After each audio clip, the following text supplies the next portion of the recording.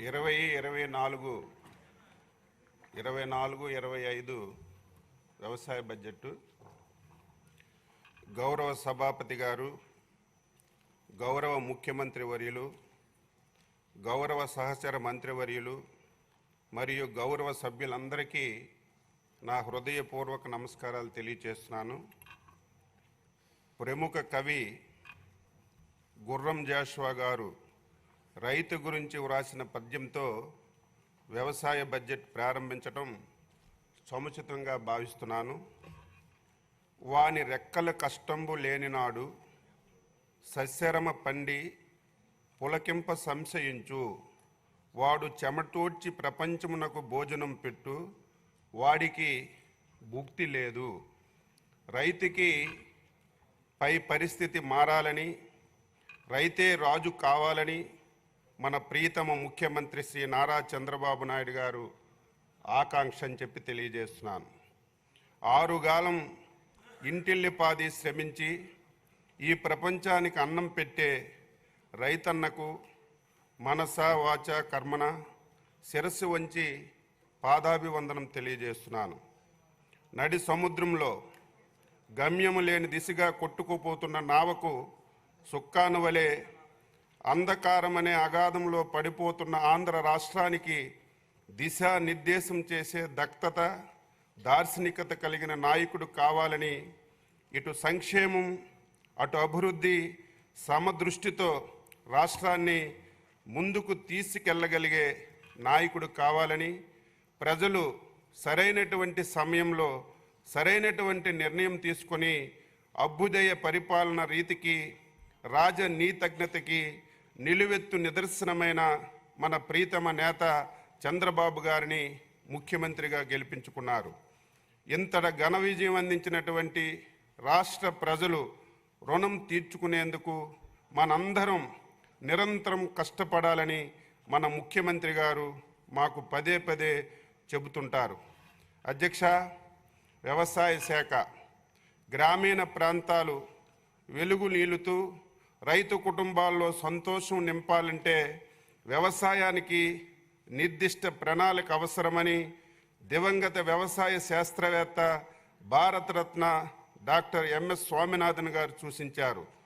ఆ మహనీయుని మాటల్లో ప్రతి అక్షరము సత్యమని గ్రహించి ఈ ప్రభుత్వం అందుకే రాష్ట్ర ప్రధాన ఆదాయ వనరైనటువంటి వ్యవసాయ రంగాన్ని మరింత పరిపుష్టి చేసి రైతులను స్థితిమంతులుగా చూడాలని స్వర్ణాంధ్ర ఎట్ 2047 లక్ష్యంతో ఈ రంగానికి అగ్రతాంబూలం వేస్తున్నాం. దేశానికి అన్నపూర్ణ పేరుగాంచినటువంటి మన ఆంధ్రప్రదేశ్ రాష్ట్ర ఆర్థిక వ్యవస్థకు వ్యవసాయ రంగం వెన్నుముక వంటిది. ఆంధ్రప్రదేశ్ రాష్ట్రంలో 62% జనాభా వ్యవసాయం అనుబంధ రంగాలపై ఆధారపడి జీవిస్తున్నారు. గడిచినటువంటి 5 ఏళ్ల కాలంలో పంటల సాగుకి ప్రాణాధారమైనటువంటి భూసార పరీక్షలను చేయడంలో విమర్శించారు. పంటల దిగుబడికి కీలకమైనటువంటి సూక్ష్మ పోషకాలను, అలాగే చిన్న సన్నకారు రైతులకు అత్యంత అవసరమైనటువంటి వ్యక్తిగత పనిముట్లను రాయితీపై అందించలేదు.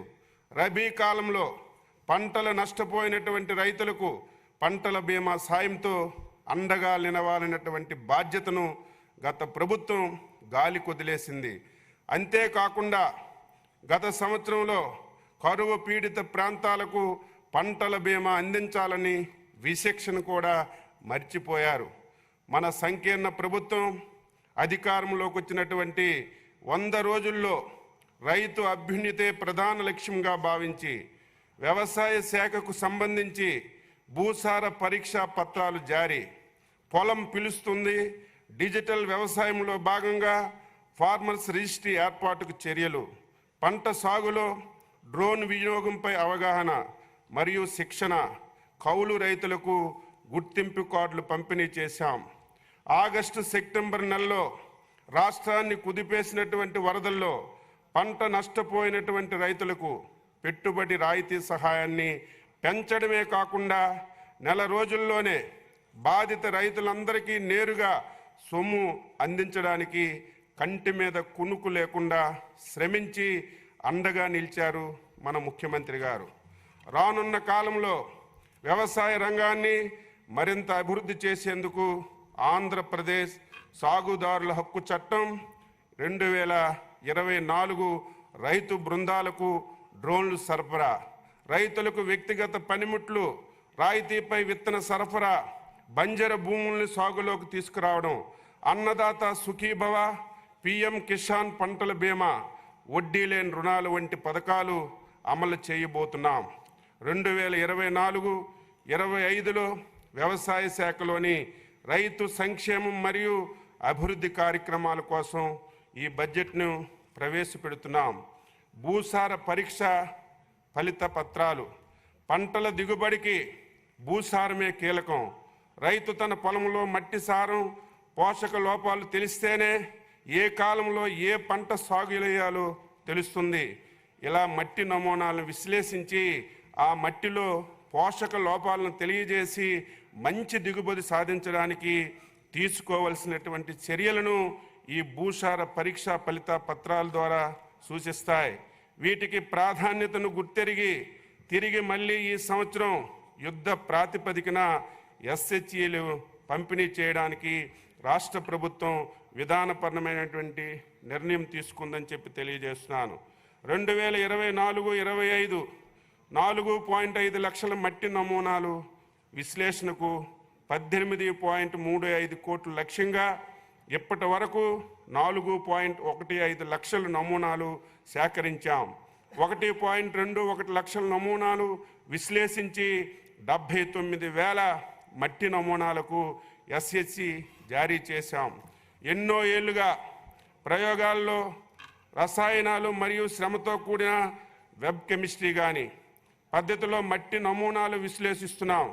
ఈ అవరోధాలను పరిష్కరించడానికి రిమోట్ సెన్సింగ్ టెక్నాలజీతో కూడినటువంటి డ్రై కెమిస్ట్రీ విధానంతో మట్టి విశ్లేషణలో వినూత్నమైనటువంటి విప్లవాన్ని తీసుకురాబోతున్నాం. ఆల్ఫా స్పెక్ట్రోస్కోపీ వినియోగంతో కేవలం ఒకేసారి తీసి మట్టి నమూనాలను స్పెక్ట్రమ్ లైబ్రరీలో భద్రపరుస్తాం. ఉపగ్రహ చిత్రాలతో తదుపరి మట్టి నమూనా ఫలితాలు రియల్ టైంలో జారీ చేయబడతాయి. ఈ స్పెక్ట్రమ్ లైబ్రరీ అభివృద్ధికి వ్యవసాయ శాఖ ప్రాథమిక చర్యలు తీసుకుంటుంది. అలాగే గ్రామ స్థాయి సాయిల్ ఫెర్టిలిటీ మ్యాపింగ్ కోసం రిమోట్ సెన్సింగ్ టెక్నాలజీని ఉపయోగించి మొదటి దశ కింద ఒక జిల్లాలో పైలట్ ప్రాజెక్ట్ని ప్రణాళిక రూపొందించాం. ఎస్హెచ్సి కార్డుల ఆధారంగా రైతులకు అవసరమైనటువంటి సూక్ష్మ పోషకాలు, విత్తనాలు పంపిణీలో ఎటువంటి ఇబ్బందులు రాకుండా వ్యవసాయ శాఖ సన్నాహాలు చేస్తుంది. ఎస్హెచ్జి జారీ కోసం 2024-25 సంవత్సరంలో వార్షిక కార్యాచరణ ప్రణాళిక కింద 38.88 కోట్లు ప్రతిపాదించబడింది. సూక్ష్మ పోషకాల పంపిణీ. మట్టి విశ్లేషణ ప్రకారం సూక్ష్మ పోషక లోపాలను సవరించడానికి రైతులకి సూక్ష్మ పోషక ఎరువులు అనగా జింక్ సల్ఫేట్, జిప్సం, బోరాన్ రాయితీపై రైతులకు అందిస్తున్నాం. రాయితీలపై విత్తన పంపిణీ. నాణ్యమైన విత్తనమే మేలైనటువంటి దిగుబడికి ముఖ్యం. అందుకని ప్రభుత్వం నాణ్యమైన విత్తనాలను రాయితీపై డీక్రిష్ యాప్ ద్వారా రైతు సేవా కేంద్రాల్లో పంపిణీ చేస్తున్నాం. ముఖ్యమైనటువంటి పంట విత్తనాలతో పాటు పచ్చి రొట్ట మరియు ప్రత్యామ్నాయ పంటల విత్తనాలు కూడా రైతులకు పంపిణీ చేయబడుతున్నాయి. ఏజెన్సీ మండలాల్లో గిరిజన రైతులకు ప్రత్యేకంగా 90% రాయితీతో విత్తనాలు సరఫరా చేస్తున్నాం. విత్తన సరఫరాకు నోడల్ ఏజెన్సీగా ఆంధ్రప్రదేశ్ విత్తనాభివృద్ధి సంస్థ పనిచేస్తుంది. 2024-25 సంవత్సరానికి 10.49 లక్షల క్వింటాల్ విత్తనాలను 328.75 కోట్ల రాయితీతో పంపిణీకి ప్రణాళికలు చేయగా ఖరీఫ్లో 180.61 కోట్లు రాయితీతో 5.42 లక్షల క్వింటాల విత్తనాలను మరియు రబీలో నేటి వరకు 23.13 కోట్ల రాయితీతో 0.98 లక్షల క్వింటాల విత్తనాలను పంపిణీ చేశాం. 2024 ఖరీఫ్లో ప్రకృతి వైపరీత్యాల వల్ల నష్టపోయినటువంటి పంటలకు ప్రత్యామ్నాయ విత్తనాలకు 34.24 కోట్ల రాయితీతో 0.51 లక్షల క్వింటాలు రైతులకు అందించాం. 2024-25 సంవత్సరానికి రాయితీ విత్తనాల పంపిణీకి 240 కోట్ల రూపాయలు ఈ బడ్జెట్లో మేము ప్రతిపాదించాం. ఎరువుల సరఫరా మన ప్రభుత్వం ప్రాథమిక వ్యవసాయ పరపతి సంఘాలకు ప్రాధాన్యమిచ్చి వాటి ద్వారా ఎరువులు పంపిణీ చేయాలని విధానపరమైనటువంటి నిర్ణయం తీసుకున్నాం. 2024 ఖరీఫ్లో రాష్ట్రానికి 15.80 లక్షల మెట్రిక్ టన్నుల ఎరువులు సహకార సంస్థలు, రైతు సేవా కేంద్రాలు మరియు ఇతర ఎరువుల వ్యాపారస్తులచే పంపిణీ చేయడం అయింది. అలాగే ఈ సంవత్సరం రబీ కాలానికి రాష్ట్రానికి 22.20 లక్షల మెట్రిక్ టన్నులు ఎరువులకు గాను 4.03 లక్షల మెట్రిక్ టన్నుల ఎరువులను ఏపీ మార్క్ఫెడ్ ద్వారా పంపిణీ చేశాం. రాష్ట్రంలో ఎరువులు నిరంతర సరఫరా కోసం కొరతను నివారించడానికి ఏపీ మార్క్ఫెడ్ ద్వారా 1.50 లక్షల మెట్రిక్ టన్నులు ఎరువులు బఫర్ స్టాకుల్ని ఈరోజు నిర్వహిస్తున్నాం. 2024-25లో ఏపీ మార్క్ఫెడ్ డిస్ట్రిబ్యూషన్ పాయింట్లో అనగా సహార సంస్థలు, రైతు సేవా కేంద్రాలు మొత్తం 4.9 లక్షల మెట్రిక్ టన్నుల స్టాకు అందుబాటులో ఉంచి 3.45 లక్షల మెట్రిక్ టన్నుల ఎరువులు రైతులకి సరఫరా చేశాం. 2024-25 సంవత్సరానికి ఎరువులు బఫర్ స్టాక్ నిర్వహణ గురించి 40 కోట్లు బడ్జెట్లో ప్రతిపాదించాం. పొలం పిలుస్తుంది, శ్రమైక జీవన సౌందర్యానికి ఖరీదు కట్టే షరాబు లేడోయ్ అన్న శ్రీశ్రీ గారి వాక్యాన్ని మనసులో పెట్టుకొని రైతు శ్రమను గుర్తించి పంటల సాగులో అధునాతిక సాంకేతికతను అన్నదాతలకు చేరువ చేయాలని ప్రోత్సహిస్తున్నాం. వ్యవసాయాన్ని లాభసాటిగా మార్చేందుకు తలపెట్టిన బృహత్తర కార్యక్రమమే పొలం పిలుస్తుంది. ప్రతి మంగళవారం, బుధవారం 2 రోజులు వ్యవసాయం అనుబంధ శాఖ అధికారులు, శాస్త్రవేత్తలు, ప్రజాప్రతినిధులు పొలం బాట పడతారు. రైతులకు అధునాతిక వ్యవసాయ సాంకేతిక సమాచార పరిజ్ఞానాన్ని చేరువ చేయడం, వ్యవసాయ అనుబంధ శాఖల పథకాలపై అవగాహన కల్పించడం, క్షేత్ర సమస్యలు తక్షణ పరిష్కారం చూపడం, ఎక్కువ నికర ఆదాయం దిశగా రైతుల్ని ప్రోత్సహించడం ఈ కార్యక్రమం యొక్క ముఖ్య ఉద్దేశం. ఈ కార్యక్రమాన్ని ఖరీఫ్లో 4 నెలలు, రబీ కాలంలో 4 నెలలు ఈ కార్యక్రమాన్ని నిర్వహిస్తాం.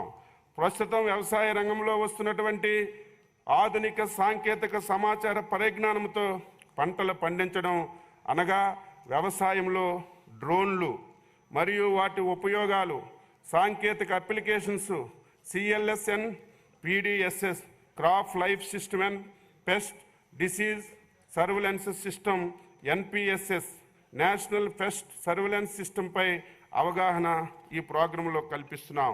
అంతేకాకుండా వ్యవసాయ శాఖ ద్వారా రైతుల కోసం అమలు చేస్తున్నటువంటి GAP, పొలంబడి, భూసార పరీక్ష, రాయితీపై విత్తనాల సరఫరా, గ్రామ స్థాయిలో విత్తనోత్పత్తి, వ్యవసాయ యాంత్రీకరణ, ప్రకృతి వ్యవసాయం వంటి శాస్త్రీయ అంశాలపై ఈ చర్చిస్తున్నాం.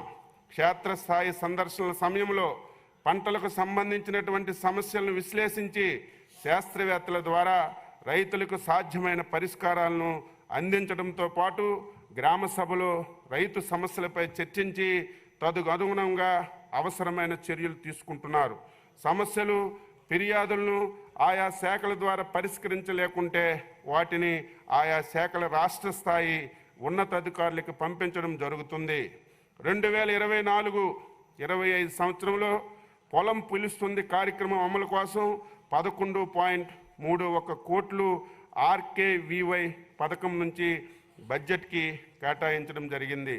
సమీకృత రైతు సమాచార కేంద్రం రైతులు నేరుగా తన సమస్యలను, సందేహాలను టోల్ ఫ్రీ నంబర్ 155251 ద్వారా ఫోన్ చేసి పరిష్కరించుకోవచ్చు. ఇప్పటి వరకు 9.52 లక్షల కాల్స్ ద్వారా వచ్చిన సందేహాల్ని నివృత్తి చేశాం. పాడి పంటలు స్టూడియో 2.8 లక్షల మంది సబ్స్క్రైబర్స్తో పాడి పంటలు యూట్యూబ్ ఛానల్ని, వివిధ పంటలు, సాగు పద్ధతులు, తెగుళ్ళు నివారణపై శాస్త్రవేత్తలు సమయానుకూలంగా సలహాలతో కూడినటువంటి వీడియోలను రైతులకు పాడి పంటలు స్టూడియో ద్వారా అందించడం జరుగుతుంది.